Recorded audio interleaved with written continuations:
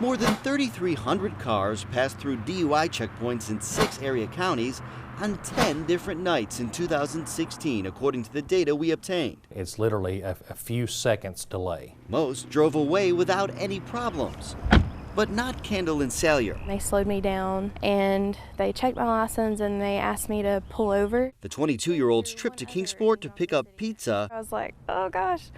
I knew I hadn't done anything wrong. became more of an ordeal. Maybe 15 to 20 minutes. Not because she drove drunk, It's because of my headlight being out.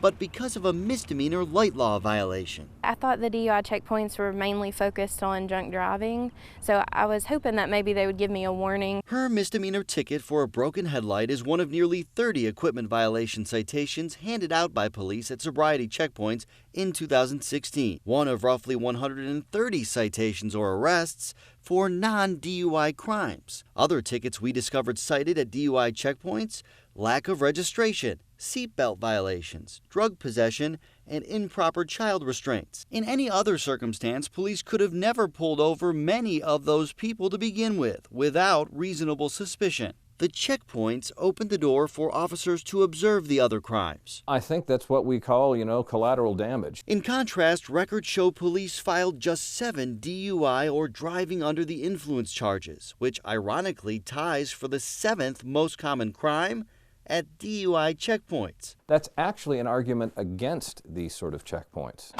It turns out that Barron versus Baltimore is a really interesting case. Law professor Stuart Harris hosts a nationally syndicated weekly constitutional radio show. The national government. Harris knows the U.S. Supreme Court ruled in favor of DUI checkpoints almost 3 decades ago, finding they don't violate people's Fourth Amendment rights because the court said the checkpoints help keep the public safe and the intrusion on people's liberties is brief and reasonable. The court essentially balanced those two and said, nope, if they're properly done, these DUI checkpoints are okay. But Professor Harris says at some point, someone will certainly challenge the constitutionality again. And I can imagine a circumstance where someone who is stopped at a DUI checkpoint, who is not drunk, but who is then arrested for some other violation, would challenge that, saying that this is not the way America operates. You should have to have some sort of probable cause to stop me individually. And what you're doing is you're treating me collectively. It's an ineffective use of law enforcement resources. Don Spurrell is a critic of the checkpoints. They are a major intrusion into one's privacy. Not just because he thinks they're intrusive.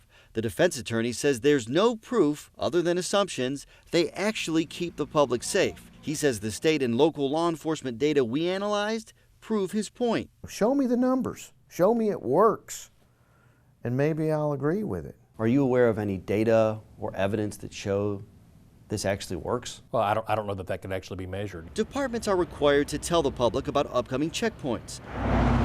Tom Patton says that alone helps educate people and deters drunk driving. Go over here to the passenger side of my car. The KINGSPORT police officer says one of the goals of checkpoints is to not only arrest some people for DUI, but also proactively keep people from even thinking about drinking and getting on the road. We want the public to be aware of the dangers that DUI poses and the fact that we are taking steps as best we can to prevent those. Region-wide, records show half of the checkpoints started and ended without a single DUI arrest. According to these numbers, KINGSPORT police arrested 1 person for DUI at all 3 of its sobriety checkpoints last year at this intersection, North John B. Dennis and Pavilion Drive. Patton says that one driver, eventually found guilty in court, is proof enough. Well, I think if we got one impaired driver off the road through DUI checkpoints, then it's a win. That one impaired driver could have gone on and killed an entire family. I think that is a very poor argument because you don't know how many people were out endangering the public when you were sitting still at a checkpoint. The state dedicates grant money to help departments pay the salaries of off-duty officers who work these checkpoints. Spurrell says Tennessee could better spend that money, paying police overtime to work the roads away from the checkpoints. It doesn't work. It would be much better for these officers to be patrolling. I think they could be beneficial. Kendall and Salyer says she sees both sides of the issue. Getting a ticket for something else at a DUI checkpoint is kind of unfortunate. Though she says she didn't realize her headlight was out at the time, she says she knows the law is the law. Lucky for her, the court threw out her ticket once she replaced the headlight in question.